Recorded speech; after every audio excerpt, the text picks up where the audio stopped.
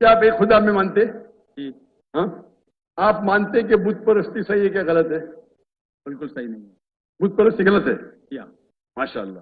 آپ مانتے ہیں کہ محمد صلی اللہ علیہ وسلم اللہ کے پیغمبر ہیں؟ بالکل. ماشاء اللہ. تو یہ دو چیز جس طریقے سے میں نے کچھ لمحوں پہلے کہا تھا کہ اسلام میں انٹر ہونے کے لیے دو چیز کی ضرورت ہے. مانو کہ ایک خدا ہے اور اس کا کوئی معبود نہیں، کوئی مورتی نہیں، اور محمد صلی اللہ علیہ وسلم آخری پیغمبر ہے. آپ تو دونوں میں مانتے، تو میرے حساب سے آپ مسلمان ہیں. ماشاء اللہ. آپ سمجھے نا؟ بالکل. کہ ڈیموکریسی اسلام میں الگ ڈیموکریسی تو ایسی ہوتی نہیں، بٹ پھر بھی آپ ہے.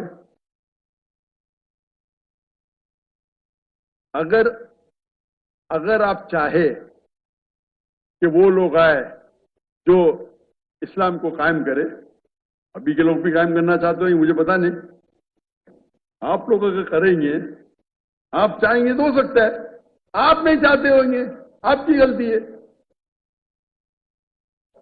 تو اگر ہم چاہتے ہیں تو بالکل آسان ہے، اور یہ اس کی بنیاد، یہ ملک کی بنیاد ہی ہے اسلام.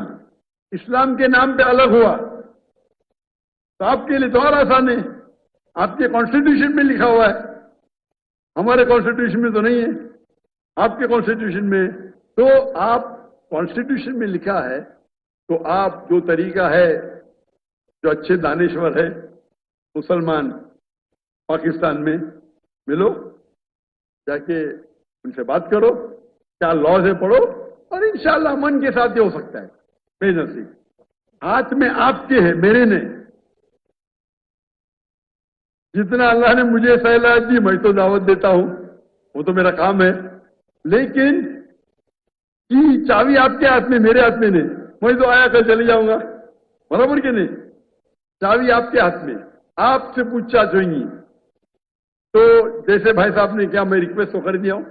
انشاءاللہ ہم دیکھیں گے کہ کتنا جلدی ہوتا ہے کہ پاکستان کے اندر ہی نہیں، ساری دنیا میں، یہ لیکچر میں کہتا ہوں میں، ساری دنیا میں اسلام کا قانون ہونا چاہیے.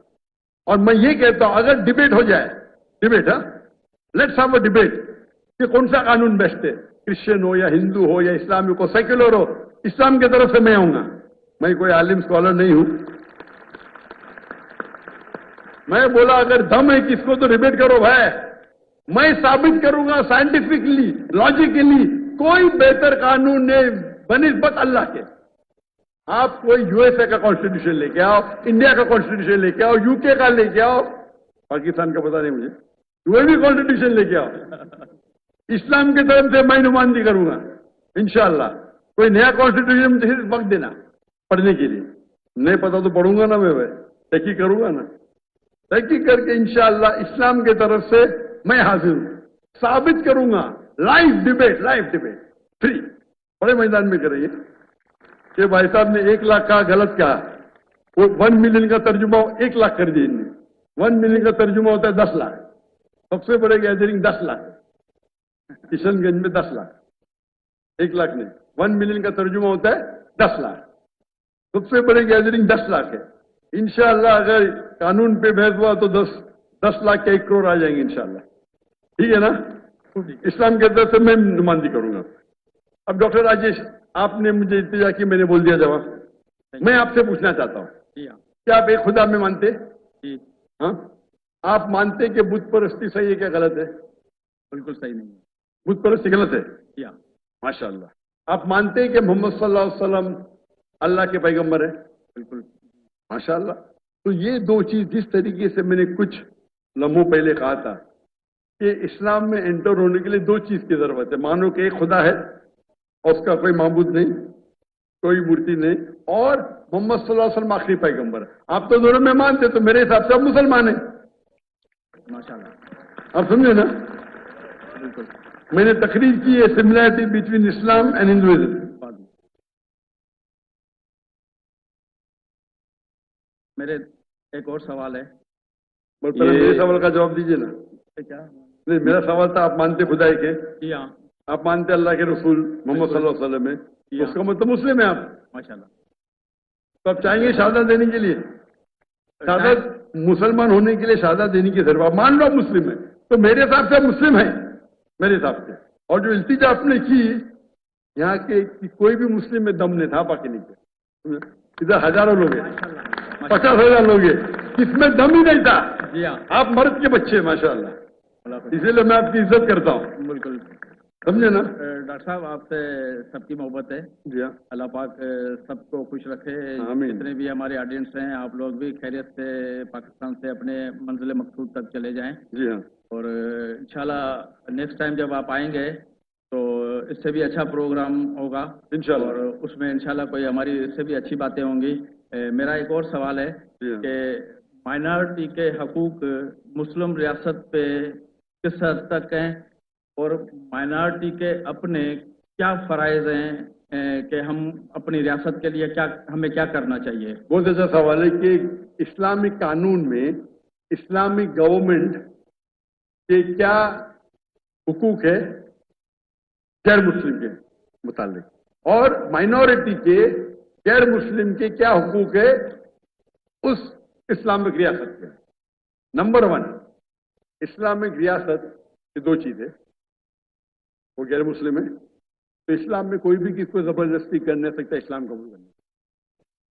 لیکن اسلامک شریعت ہے تو جو عربی لفظ ان کے لیے ہوتا ہے ذمی, غیر مسلم, مطلب وہ بھلے مسلم نہیں ہیں, اسلام قبول نہیں کیا, لیکن وہ مانتے ہیں کہ ہم اس اسلامک گورنمنٹ کے چھتر چھائے میں رہیں گے.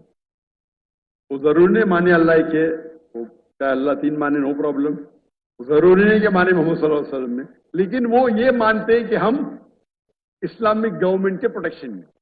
تو جب وہ پروٹیکشن میں مانتے ہیں تو رول ہے کہ ان کو باقی چیز نہیں, لیکن ایک ہوتا ہے جزیہ ٹیکس, بہت کم ہوتا ہے آج کی تاریخ میں, couple of $100, زیادہ نہیں.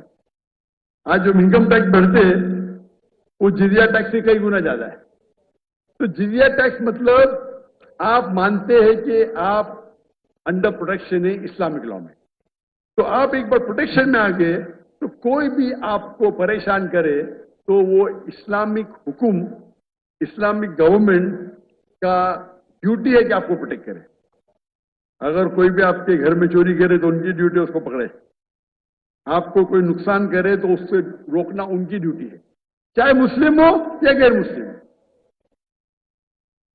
اور مثال ہے حضرت عمر رضی اللہ عنہ کی, جب وہ خلیفہ تھے تو 10 مسلمان ایک یہودی لڑکی کو مارتے, قتل کرتے, 10 کے 10 کو پینلٹی قتل, مسلمان تھے, یہودی لڑکی کو مارتے ہیں, قتل کرتے, مسلم 10 مسلمان یہودی لڑکی قتل کرتے, ناجائز تھا, ساروں کو سزائے موت.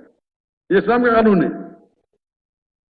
تو جس طریقے سے باقی مسلمان کو پروٹیکٹ ہوتا ہے, ہر غیر مسلم کو زیادہ, کیونکہ عزت کا سوال ہے, زیادہ ہوتا ہے. کیوں؟